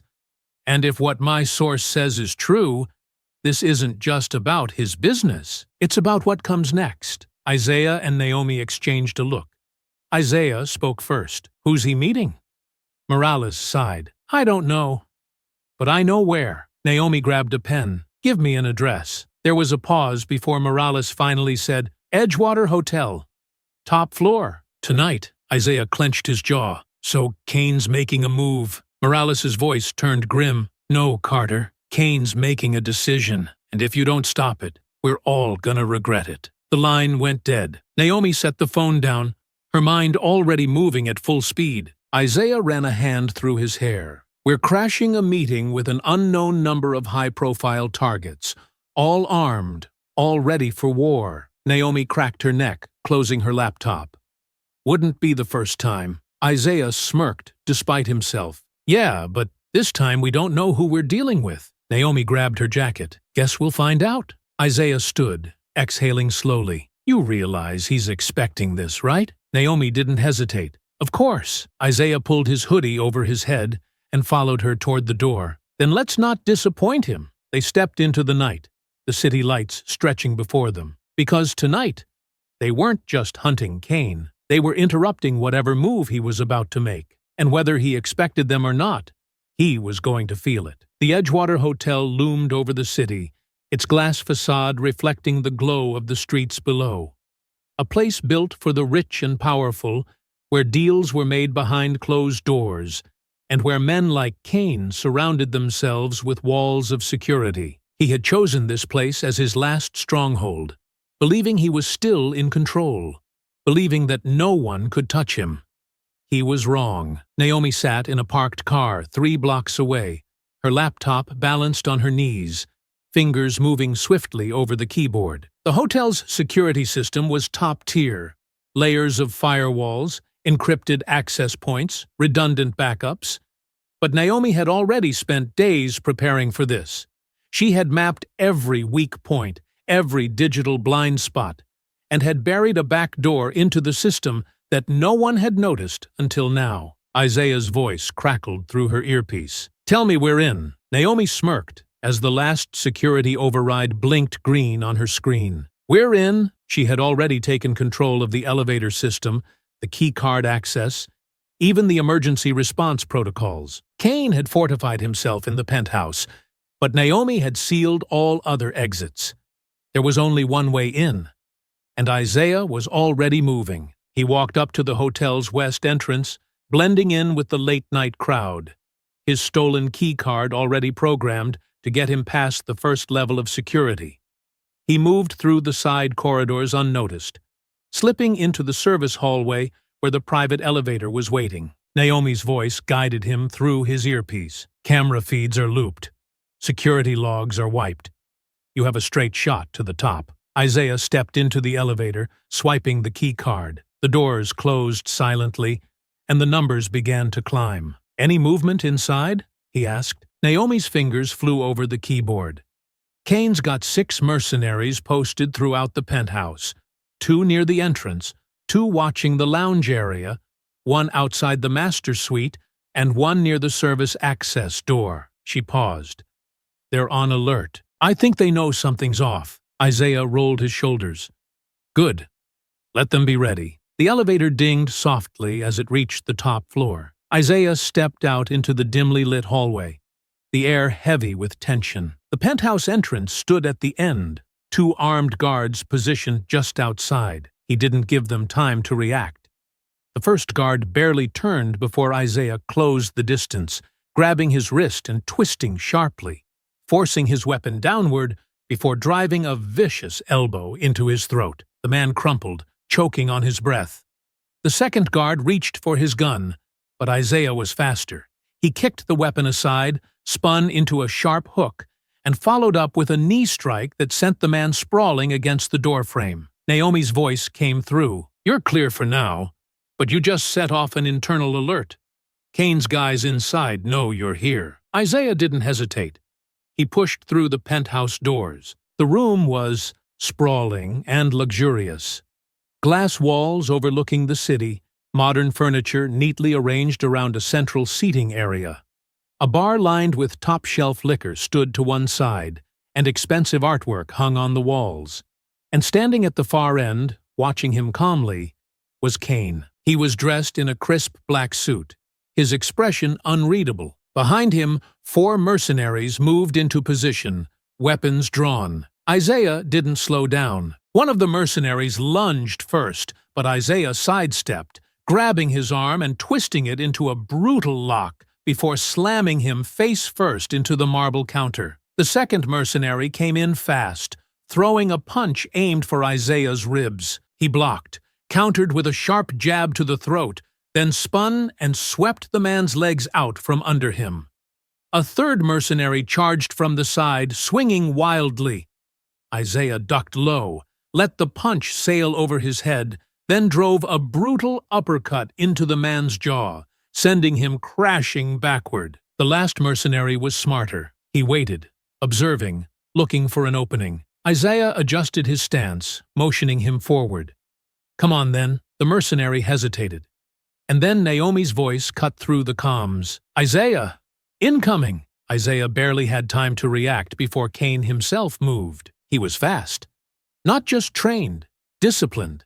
The kind of fighter who had spent years honing his skills. Kane closed the distance, launching a precise, calculated strike. Isaiah blocked, countered, but Kane adjusted instantly, shifting his weight, twisting into a brutal knee aimed at Isaiah's ribs. Isaiah barely twisted out of the way in time, his breath coming sharp as he reset his stance. Kane was studying him, waiting for the next move, his expression still maddeningly calm. "Not bad," Kane murmured. "You don't fight like a street brawler. That's military." Isaiah wiped blood from his lip. "And you don't fight like a businessman." Kane smirked. "I never was one." He moved again, faster this time, sharper. Isaiah ducked, sidestepped, caught Kane's wrist mid-swing, and countered with a crushing elbow to the ribs. Kane grunted, but he didn't falter. Instead, he grabbed Isaiah's collar, yanked him forward, and slammed him against the glass wall. The city lights blurred behind them as they grappled, 2 men trained for war, fighting in a battlefield made of wealth and power. Naomi's voice came through again. "Urgent. Security's coming up. We don't have much time." Isaiah twisted free, rammed Kane against the bar counter, and locked his arm behind his back. "You're done," Isaiah said through gritted teeth. Kane let out a short breath, a ghost of a smirk still lingering. "You think so?" Naomi's voice came sharp. "Isaiah, you need to move. Now." The penthouse doors burst open. Security flooded in. The penthouse doors burst open, and Isaiah knew he was in trouble. Kane's security didn't hesitate. They weren't here to scare him. They were here to eliminate him. The first mercenary lunged, swinging a baton toward his ribs. Isaiah twisted just in time, absorbing the impact along his forearm before countering with a brutal knee to the man's stomach. The mercenary staggered, but another was already closing in. A punch flew toward Isaiah's head. He ducked, but the second mercenary was faster than expected, slamming a fist into his side. Pain flared, but he didn't have time to register it before another grabbed him from behind, locking his arms in place. A fourth attacker moved in, delivering a vicious punch to Isaiah's ribs. He gritted his teeth, trying to wrench free, but they were trained for this. They fought like a unit, coordinated, efficient, overwhelming. He wasn't going to win this fight alone. 3 blocks away, Naomi sat in a dark sedan, her laptop balanced on her knees, eyes scanning the hacked hotel security feed. The penthouse cameras had given her a front-row seat to the ambush, and it wasn't looking good. Isaiah had already taken down 2, but the mercenaries were pressing their advantage. One had him in a chokehold. Another lined up for a finishing blow. Her fingers flew across the keyboard. She tried to delay reinforcements, shutting down the stairwell access and rerouting security alerts, but there were too many. Isaiah wasn't going to last much longer. Naomi didn't think. She acted. She shoved the laptop onto the passenger seat, threw the car into gear, and sped toward the hotel. The moment she pulled up, she was already moving. She slipped into the side alley, swiping a stolen staff key card Isaiah had left behind for her as a backup. The service door clicked open, and she stepped inside. She was moving fast now. She ignored the elevators, too slow. Instead, she took the stairs, 2 at a time, her breathing steady, her focus razor-sharp. Isaiah was fighting alone. That wasn't going to last much longer. Pain flared through Isaiah's ribs as another mercenary landed a heavy blow. The one behind him tightened his chokehold, cutting off his airflow. One of the mercenaries stepped forward, cracking his knuckles. "Stay down, and this will be over quick." Isaiah gritted his teeth. "Yeah?" He shifted his stance. "Not really my thing." He threw his head back, smashing it into the nose of the man choking him. The grip loosened just enough, and Isaiah broke free. He twisted, elbowed one attacker in the throat, then spun and drove a vicious hook into another's ribs. The mercenary gasped, but another took his place immediately, swinging a baton toward Isaiah's head. Isaiah dodged, but not fast enough. The baton clipped his temple, sending him staggering. His vision blurred for a second. Another blow slammed into his side, forcing him down onto one knee. They had him, and then the lights cut out. The alarms blared. In the confusion, Naomi struck. The first mercenary never saw her coming. She grabbed him from behind, slamming her knife deep into his side and twisting. He gasped, staggering forward, blood soaking his shirt. Before the others could react, she was already moving to the next target. A second mercenary turned. Naomi was faster. She kicked his knee in, grabbed the back of his head, and drove it into the edge of the bar counter. The impact sent a spray of blood across the glass surface as he crumpled. Isaiah saw his opening.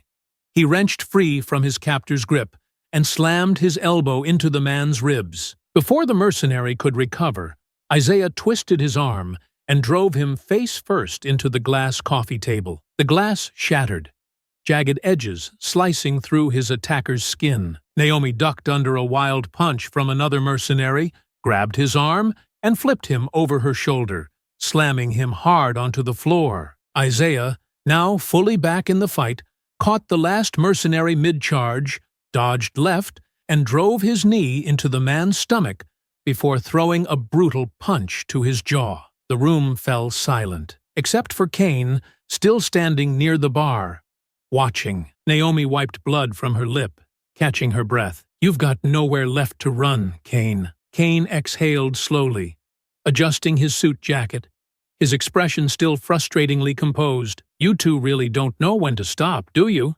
he muttered. Isaiah stepped forward, rolling his shoulders, his knuckles raw. "Not when the job isn't finished." Kane glanced toward the exit, but Naomi moved fast, cutting off his path. "Don't," she warned. For the first time, Kane's calm flickered. He wasn't used to being cornered. He wasn't used to fights he couldn't walk away from. Isaiah stepped closer. "You had everything planned, didn't you? Thought you had us figured out." He shook his head. "But you never planned for this. You never planned for us." Kane's jaw tightened. "You think you've won?" Naomi smirked. "No, but we know you've lost." Kane suddenly lashed out. He moved with military precision, fast, controlled. Naomi barely dodged as he struck first, grabbing her wrist and twisting hard. Her knife clattered to the floor. Isaiah lunged at Kane, but Kane pivoted, sidestepped, and slammed an elbow into Isaiah's ribs. Pain shot through his side, but he gritted his teeth and pressed forward. Kane threw a punch, but Isaiah caught it midair. For a second, they were locked in place, muscles tensed, strength against strength. Then Naomi drove her fist into Kane's side, sending him staggering. Isaiah followed up, grabbing Kane by the collar and slamming him against the wall. Kane coughed, struggling for breath, but Isaiah didn't let up. This was payback. Then, from outside the penthouse, the sound of sirens filled the air. Naomi pulled out her earpiece. "Morales!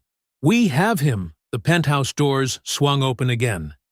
This time, it was the police. The penthouse doors swung open, and the room was suddenly flooded with the sound of boots on marble, weapons cocking, and shouted commands. "Hands where we can see them!" The police poured in, tactical teams moving with precision, sweeping the room for threats. Morales led the charge, her badge flashing as she stepped past the officers, her sharp eyes scanning the wreckage of the fight. The once luxurious penthouse was a battlefield now. Glass shards littered the floor. Blood was smeared across expensive leather furniture, and unconscious mercenaries lay scattered, their bodies twisted where they had fallen. Isaiah stepped back, rolling his sore shoulder, bruises already forming beneath his torn shirt. Naomi exhaled, wiping a streak of blood from her forehead, as she watched the police secure the scene. "Jesus," Morales muttered, surveying the damage. She glanced at Isaiah and Naomi. "You two really don't do things halfway, do you?" Naomi smirked, breath still steady despite the chaos. "Halfway gets you killed." Isaiah ran a hand over his face, shaking his head. "Took you long enough?" Morales shot him a look. "I told you to wait." Naomi crossed her arms. "Yeah, well, patience isn't our strong suit." The officers quickly went to work, zip-tying the mercenaries still conscious enough to resist. One groaned as he was pulled upright, blood trailing down the side of his head. The officer gripping him pressed him hard against the wall. "You have the right to remain silent. If you're smart, you'll use it," the officer muttered, tightening the restraints. Isaiah and Naomi stepped aside as the mercenaries were hauled off. One by one, their weapons confiscated, their gear stripped away. The leader of Cain's hired muscle, a broad-shouldered man with a busted lip and swelling eye, tried to make one last stand. "You have no idea who you're messing with," he growled at Morales. She arched a brow. "You're right, but I know who's going to be processing you in county lockup.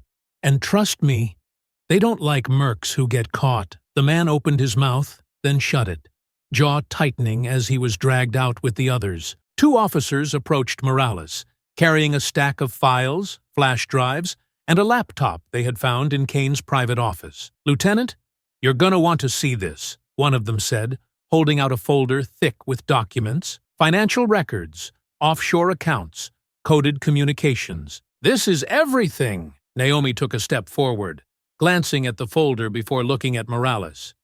"If you crack that, you'll have the names of every politician, banker, and corrupt official who ever worked with Cain." Morales took it, flipping through the pages. "I'll make sure this gets into the right hands." Isaiah let out a breath, shaking his head. "That's a hell of a lot of dirt to sort through." Naomi smirked. "Good thing Morales likes paperwork." Morales shot her a glare, but there was a hint of amusement behind it. "I hate you both." Cain smirked, but there was no real confidence behind it this time. He simply nodded, as if accepting his fate. "See you around," he murmured. Naomi tilted her head. "No, you won't." The officers pulled him toward the exit, dragging him through the shattered remains of his empire. The moment he stepped out, the reporters waiting below lit up with flashes of cameras, microphones shoved forward, questions screamed over each other. But Cain didn't look at them. For the first time in his life, he had nothing to say. Inside the penthouse, Morales let out a long breath. "Well, that's one hell of a night." Isaiah stretched, rolling his sore shoulder. "You're telling me?" Naomi cracked her neck. "So what happens next?" Morales flipped open the folder again, scanning the evidence they had collected. "The feds are going to have a field day with this. Cain's name alone will take years to untangle from the system, but with this much evidence, he's not getting out." Isaiah nodded. "And the city?" Morales glanced out the window, where police lights flashed against the skyline. "This is the first time in a long time that people aren't going to wake up to another name taking Cain's place." She looked back at them. "You two did that," Naomi smirked. "We're not looking for a thank you." Morales chuckled, shaking her head. "Good, because you're not getting one." Isaiah grinned. "Fair enough." Morales rubbed her temple, exhaustion finally catching up. "I need to get this all logged. You two, go home, get some sleep. Try not to break any more laws for at least 24 hours. Naomi smirked. "No promises." Isaiah clapped Morales on the shoulder. "You did good tonight." She gave him a tired smile. "So did you." As the police secured the penthouse, bagging up every last bit of evidence, Isaiah and Naomi finally stepped outside. For the first time in a long time, there was no fight left to chase. The city was different now, and it was finally theirs again. The city had felt like it belonged to Cain for years.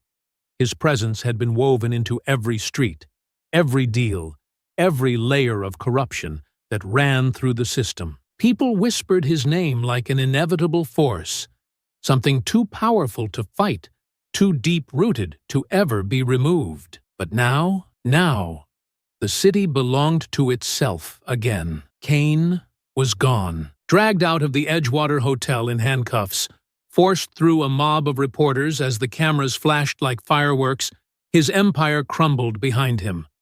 The mercenaries who had fought for him were processed, booked, and locked away. The high-ranking members of his organization who hadn't already fled were rounded up within days.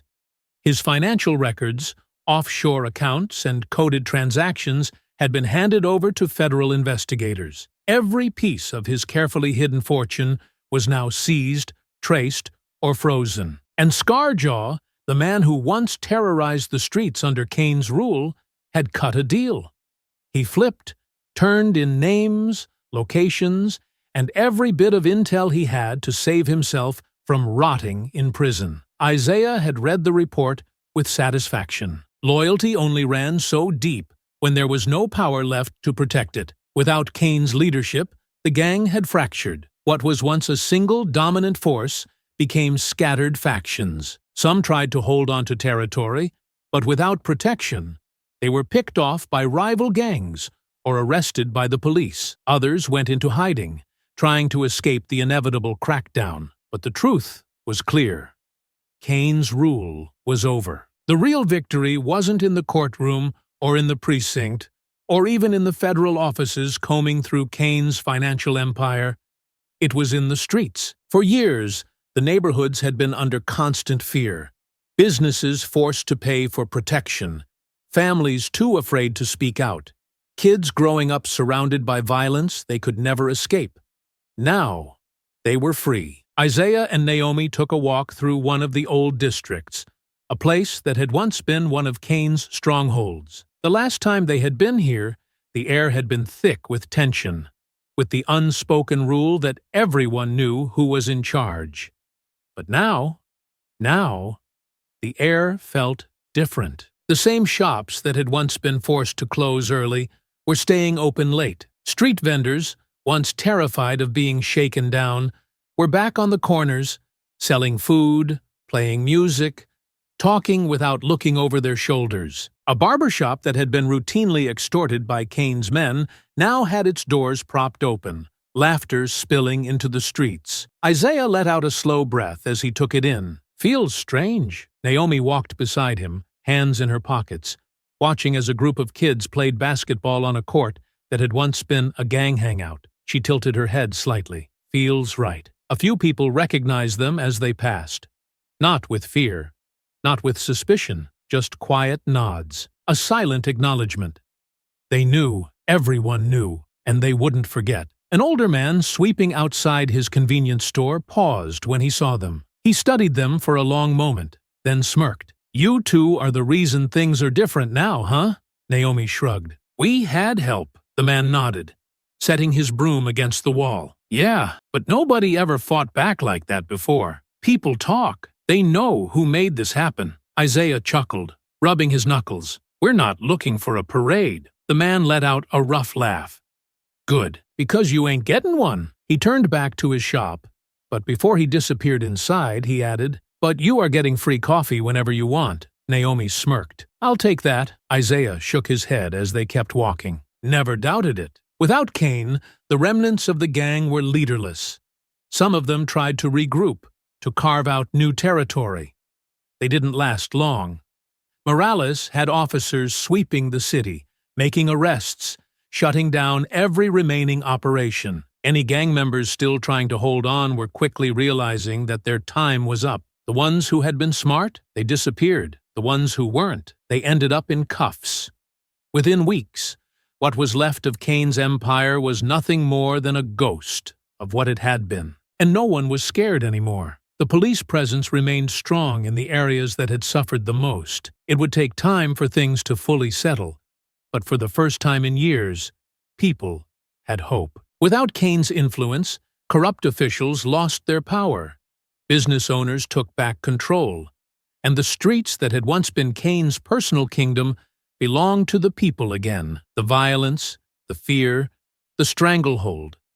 It was gone. Isaiah exhaled, glancing at Naomi as they reached the end of the block. Feels like we did something real this time. Naomi smirked slightly, watching as a mother walked her child home without having to look over her shoulder. We did. For the first time in a long time, the city was quiet. Not the tense, suffocating silence of a city waiting for the next fight, but the calm of something finally at peace. Cain's era was over, and the city was finally free. The old rooftop hadn't changed much. Isaiah and Naomi had sat up here countless times before.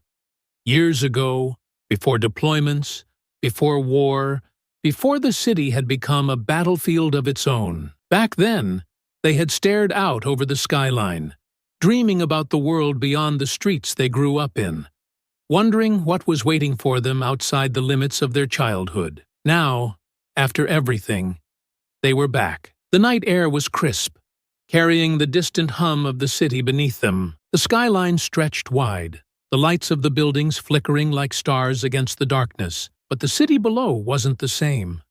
Neither were they. Isaiah sat with his elbows resting on his knees, silent, thoughtful. His ribs still ached from the fight.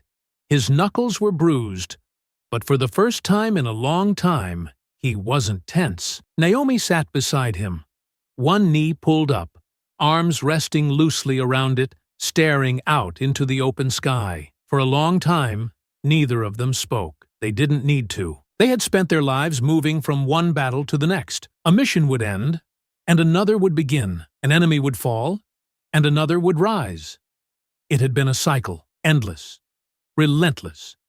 But this time, there was no next fight waiting for them, no war on the horizon, just this, quiet. Isaiah exhaled, breaking the silence first. Feels weird, doesn't it? Naomi glanced at him. What does? He gestured toward the streets below. Not having another fight lined up.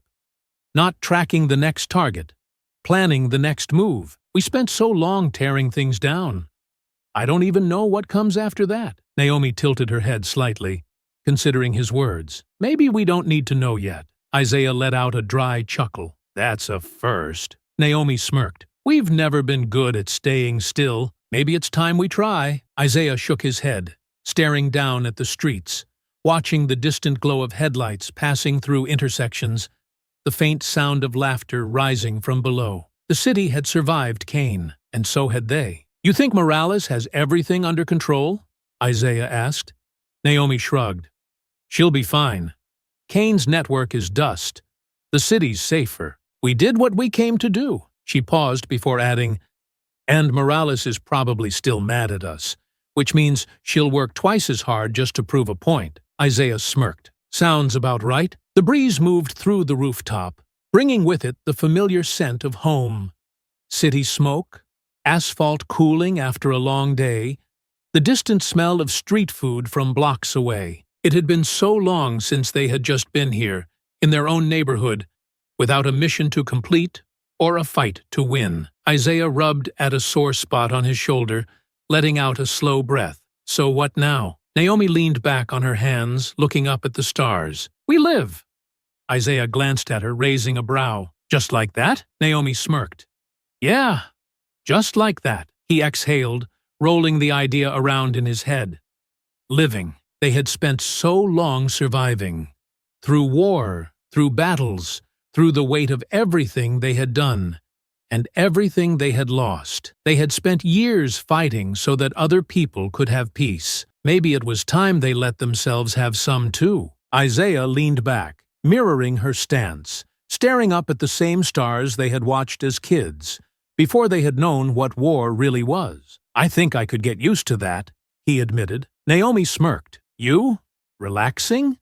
I'll believe it when I see it. Isaiah chuckled. I'll prove you wrong. Naomi stretched her arms above her head, letting out a satisfied sigh. All right, Carter.